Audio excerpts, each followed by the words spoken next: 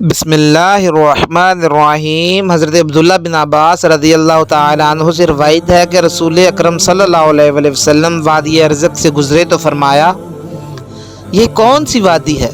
صحابہ نے کہا، وادی ارزق ہے۔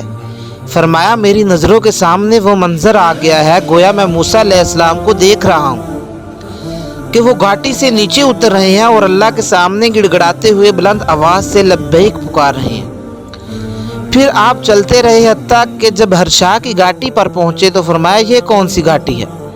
عرض کیا گیا، ہرشا کی گھاٹی ہے۔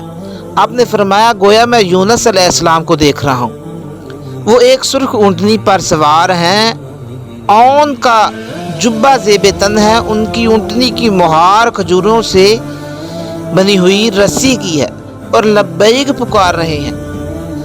حضرت مجاہد رحمۃ اللہ علیہ سے روایت ہے کہ انہوں نے فرمایا، ہم لوگ حضرت عبداللہ بن عباس رضی اللہ تعالیٰ عنہ کی مجلس میں تھے کہ دجال کی بات چل نکلی کہ اس کی پیشانی پر کافر لکھا ہوا ہے۔ حضرت عبداللہ بن عباس نے فرمایا، لوگ کیا کہہ رہے ہیں؟ مجاہد رحمۃ اللہ علیہ نے کہا، کہتے ہیں کہ اس کی پیشانی پر کافر لکھا ہوا ہے۔ ابن عباس رضی اللہ تعالیٰ عنہ نے فرمایا، میں نے یہ بات تو نبی کریم صلی اللہ علیہ وسلم سے نہیں سنی، لیکن آپ صلی اللہ علیہ وسلم نے یہ فرمایا تھا، ابراہیم علیہ السلام کی شکل و شباہت معلوم کرنا چاہتے ہو تو اپنے ساتھی حضرت محمد صلی اللہ علیہ وسلم کو دیکھ لو۔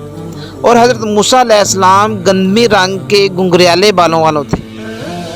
وہ ایک اونٹ پر سوار تھے جس کی نکیل کھجور کے پتوں کی تھی۔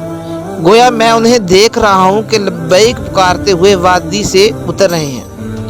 حضرت عبداللہ بن عباس رضی اللہ تعالیٰ عنہ سے روایت ہے کہ اللہ کے نبی صلی اللہ علیہ وسلم نے فرمایا، جس رات مجھے معراج ہوئی میں نے موسیٰ بن عمران علیہ السلام کو دیکھا۔ وہ لمبے قد کے گنگریالے بالوں والوں تھے۔ میں نے عیسیٰ ابن مریم علیہ السلام کو بھی دیکھا۔ وہ درمیانے قد کے، قدرے سرخ و سفید رنگت والے تھے، ان کے بال سیدھے تھے۔